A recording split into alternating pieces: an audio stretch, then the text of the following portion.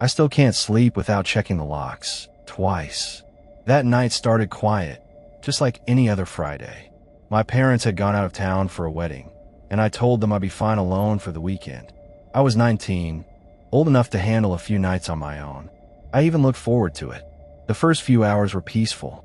I microwaved some leftover pizza, turned on Netflix, and wrapped myself in a blanket. Our house wasn't huge, 3 bedrooms, 2 bathrooms, and a backyard. But at night, it felt a lot larger. Around 11 p.m., I started hearing noises. It was faint, just a soft creaking, but it came from upstairs. At first, I ignored it. Houses make sounds.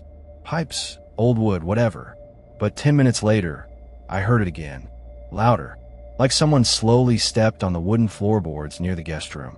I muted the TV. The sound didn't return, so I brushed it off. Maybe the house really was just settling. I locked the front and back doors, turned off most of the lights, and went to bed. Around 2:17 a.m., I woke up sweating. Not from a nightmare. Something just felt off. The air in my room felt heavier. Still, like the moment before a thunderstorm. I sat up and listened. There it was again, this time directly above me. Our attic. I hadn't been up there in years. My dad kept it locked since it was basically just insulation and dust. No reason anyone should be up there. But someone was. I grabbed my phone, turned on the flashlight, and tiptoed out into the hallway. The silence was suffocating. Every footstep I took felt like a gunshot.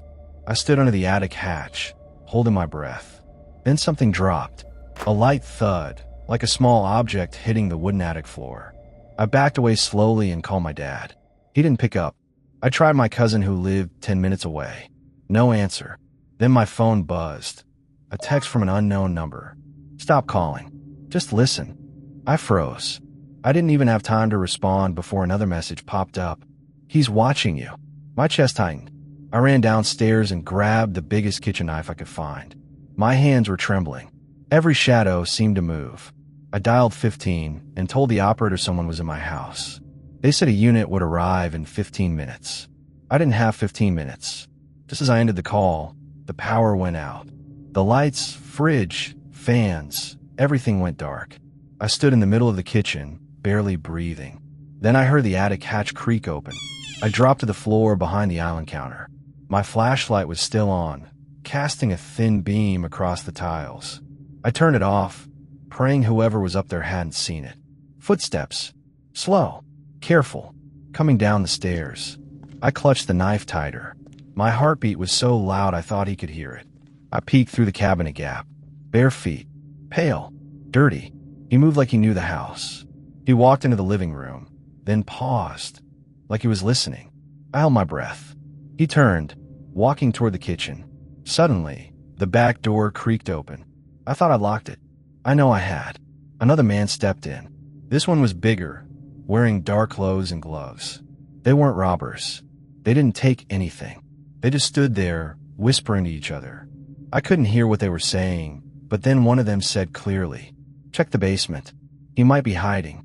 I wanted to run, but couldn't. My limbs felt paralyzed. Then I remembered the panic button. My dad had installed a small emergency button under the sink, connected to a silent alarm. While they were distracted, I army crawled to the sink and pressed it. One of them must have heard the motion because he turned and walked straight toward me. I panicked, jumped up, and swung the knife. I missed.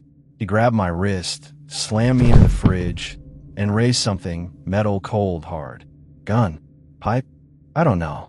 I felt it crack against my shoulder, then my temple. Everything blurred. Then sirens. Red and blue lights danced across the walls. The men bolted through the back door. I stumbled outside, screaming for help, just as the police stormed in. They searched the attic. They found empty water bottles, granola bar wrappers, and a sleeping bag. He had been living up there. For how long? No one knew. But the back door had no signs of forced entry. Neither did the attic hatch. The lock had been picked. But the front door? The police found scratch marks on the inside. Whoever had been living up there didn't break in. He was already inside when I locked the door. And the text I got? It came from a phone they later found under the insulation, hidden up there. It had pictures. Dozens. All of me. Sleeping. eating, sitting on the couch. He'd been watching for days. I changed houses, got security cameras, therapy too. But sometimes, late at night, I still hear creaking above me. And I wonder, what if he never really left? I didn't even realize someone had been inside until I saw my name written on the bathroom mirror. I was 17. My mom had left that afternoon to attend a 2-day medical conference in another city. She kissed my forehead, double-checked the gas knobs, and reminded me to lock all the doors. She was a surgeon, used to emergencies, and trusted me to take care of myself. It was a regular evening. I ordered pizza, played some FIFA, and scrolled through TikTok until my eyes hurt.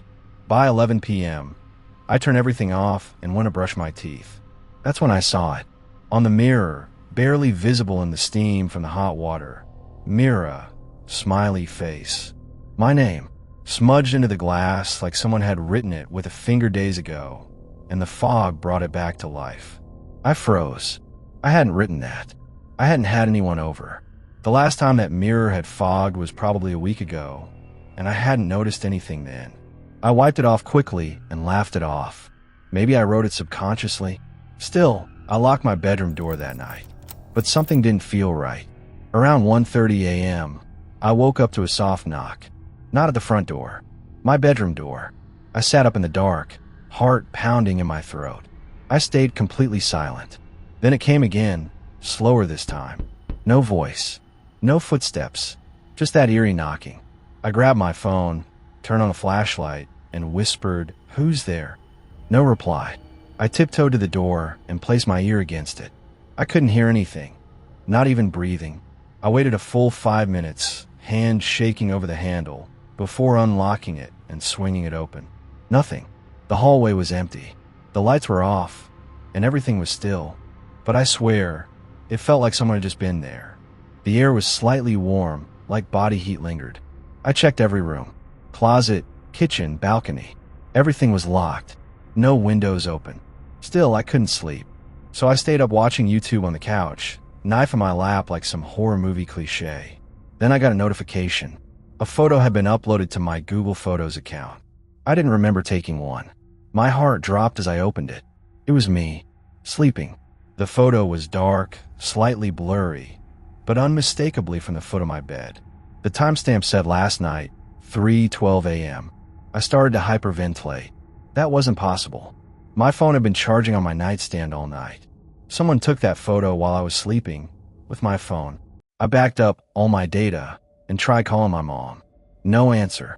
I called the police and told them someone had broken into the house and possibly still was inside. They arrived in 7 minutes. I let them in, shaking, trying to hold it together.